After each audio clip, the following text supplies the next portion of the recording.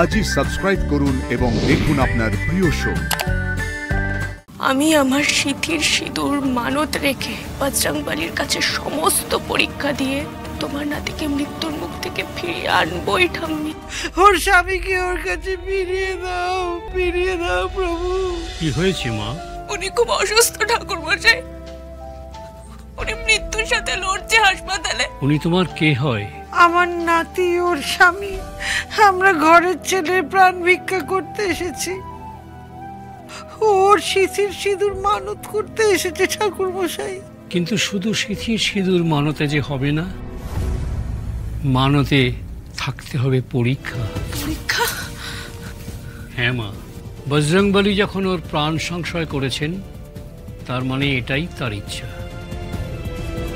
যদি ভক্তি দিয়ে, বিশ্বাস দিয়ে তার মত বদলাতে পারো, তবেই উনি তোমার দিকে চাইবেন মুখ তুলে। আমি পরীক্ষা দেব ঠাকুর মশাই, উনি যে পরীক্ষা নিতে চান আমি সেই পরীক্ষাই দেব। আপনি শুধু বলে দিন আমায় কোন পরীক্ষা দিলে আমি বজরংবলীর মত বদলাতে পারবো। বলুন ঠাকুর মশাই, দয়া করে বলে দিন। আপনি তো এই মন্দিরের সেবায় কতদিন ধরে আপনি বজরংবলীর সেবা করছেন, উনি কি চান না চান আপনার তো অজানা নয়। বজরংবলীর মতো ভক্ত আর কেউ নেই এই ত্রিভুবনে। তিনি নিজের বুক চিরে তার ভক্তির পরীক্ষা দিয়েছিলেন তার আরাধ্যকে। ঠিক তার ভক্তকেও এমনভাবে একটা কঠিন পরীক্ষা দিতে হবে।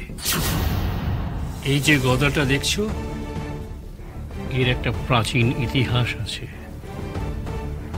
৩০০ বছর আগে ভূমি সংস্কার করার সময় এই মন্দিরের তলা থেকে এই গদাটা উদ্ধার করা হয়। লোকবিশ্বাস অনুযায়ী এই গদাটা স্বয়ং বজরংবলীর গদা। মন্দির বানানোর সময় যখন এই গদাটাকে সরানোর চেষ্টা করা হয়, তখন এই গদাটাকে সরানো যায়নি। বহু মানুষ মিলে তবে এই গদাটাকে সামান্য একটু নড়ানো গেছে। তারপর তার উপযুক্ত স্থানে নিয়ে তাকে প্রতিস্থাপন করা হয়, আর তার চারপাশেই এই মন্দিরটা গড়ে ওঠে। এই গদা নড়ানোর ক্ষমতা সাধারণ মানুষের শরীরে নেই। আর যদি কোনো প্রকৃত ভক্ত নিজের অন্তর উজাড় করে হনুমান চালিসা পাঠ করতে করতে এই গদা তোলার চেষ্টা করে, তবে এই গদা নড়ে। এমন নিদর্শনও রয়েছে।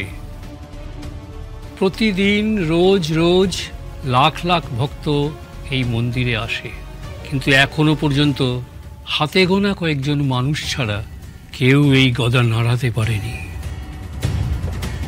আর যারা পেরেছেন, তাদের বহু অসম্ভব মনস্কামনা পূর্ণ হয়েছে।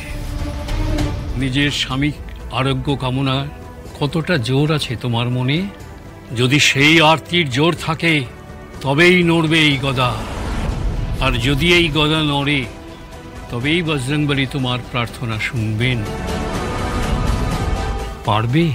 পারবে এই পরীক্ষা দিতে মা? আমায় যে পারতেই হবে দিদি ভাই।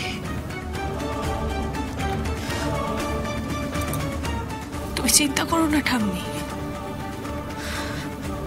আমি আমার সিথির সিঁদুর মানত রেখে বজরংবলীর কাছে সমস্ত পরীক্ষা দিয়ে তোমার নাতিকে মৃত্যুর মুখ থেকে ফিরিয়ে আনবই ঠাম্মি।